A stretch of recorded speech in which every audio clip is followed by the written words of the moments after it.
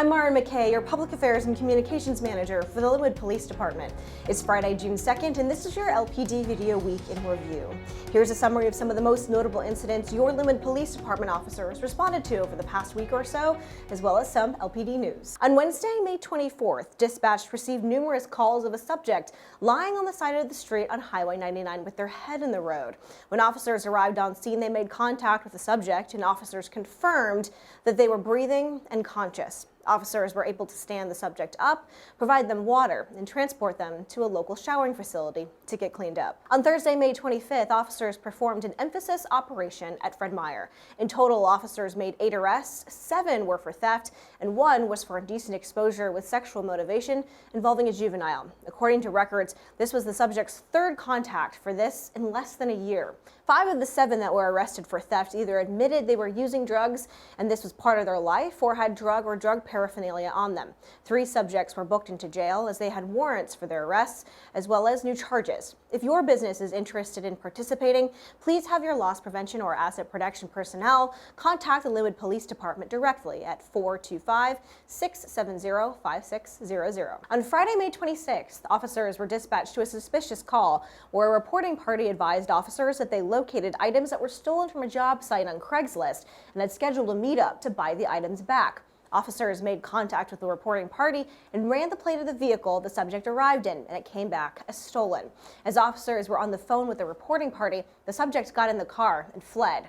Officers attempted a traffic stop on the vehicle, and it eluded. They followed the vehicle at a safe distance and were able to locate the vehicle on Keene Way in Seattle, unoccupied. That same day, officers were dispatched to Wilcox Park for an assault with a weapon call. When they arrived, they learned 2 people got into an argument, with one subject yelling obscenities at the other. Eventually, one of them pulled out a knife. That subject reported to police they pulled the knife out to get the other person to leave. While the subject never threatened the other with the knife, officers criminally cited them for possession of a dangerous weapon. Later that night, officers observed a gray Honda Civic driving on Highway 99 with no headlights on and swerving, nearly cutting off an officer. After noticing the vehicle driving recklessly, the officer attempted to initiate a traffic stop. The vehicle failed to stop, so the officer requested via their PA system that the driver pull over. The vehicle pulled into a nearby parking lot, and officers smelled a strong odor of intoxicants coming from the driver. A beer was located behind the driver's seat on the ground, and 4 beer can lids were also located in the vehicle. Officers began a field sobriety test, which the driver was unable to successfully do. When a blood alcohol concentration level was taken, the driver blew almost 3 times the legal limit. The driver was criminally cited for a DUI and transported to the Snohomish County Jail. Please find a safe and sober ride home if you decide to drink. On May 28th, officers were dispatched to a theft in progress at Dick's Sporting Goods. Dispatch advised officers that the subject walked out with 3 pairs of shoes, an armful of clothes, and got into a red Kia with no plates, which was later confirmed stolen out of King County. The officer on scene positioned their patrol vehicle in front of the red Kia to prevent it from leaving, but the subject attempted to leave by ramming into the front of the patrol car, which they tried multiple times. In one attempt, while reversing, the car rammed into the front of Dick's Sporting Goods, smashing through the glass. With these unsuccessful attempts, the subject exited the vehicle and began running on foot. 2 officers were able to stop the subject, with 1 sustaining minor injuries during the arrest. While the subject was in custody, officers searched the vehicle and located a firearm inside. It was later confirmed the subject was a convicted felon as well.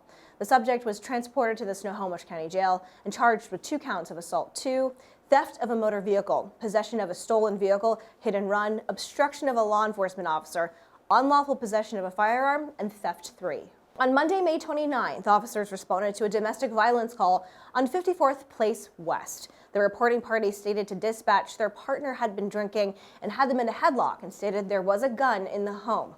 While on phone with dispatch, the call dropped. Dispatch researched the history of the caller and found an extensive history between the couple. Officers quickly arrived on scene and made contact with the reporting party and escorted them and their children out of the apartment. The reporting party stated their partner was intoxicated and was in their bedroom with access to a firearm.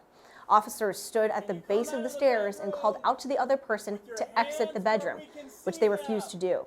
Eventually, the subject exited the bedroom and came downstairs, but was argumentative with officers, and while being escorted to the patrol car, would refuse to walk. The subject was transported to the Snohomish County Jail and booked on domestic violence, assault 4, exposing children to domestic violence, and for interfering with reporting of domestic violence. We are looking for volunteers. There's a variety of different opportunities like Citizens Patrol, car seat safety technicians, or volunteers in public safety. There's plenty of ways to join our award-winning team and help your community. Visit the website on your screen for more information. Our custody team is looking to hire, so come join our team as we prepare to open a brand new facility designed to be the model in criminal justice rehabilitation. To qualify for hire, you must be a U.S. citizen, have a high school diploma, and be at least 20 and a half years old. We offer competitive salaries and signing bonuses for both new and lateral officers. To apply, please visit the website on your screen for more information. Are you looking for a way to make a difference in your community while being a part of a profession with integrity and purpose? Well, we're hiring for entry-level and lateral police officers. Generous bonuses for entry and lateral officers are being offered, as well as a great benefits package.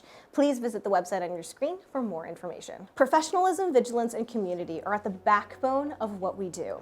We're here when you need us, respond when you call us, make your safety our top priority, and work tirelessly to earn your trust. That's all for this week. See you next time.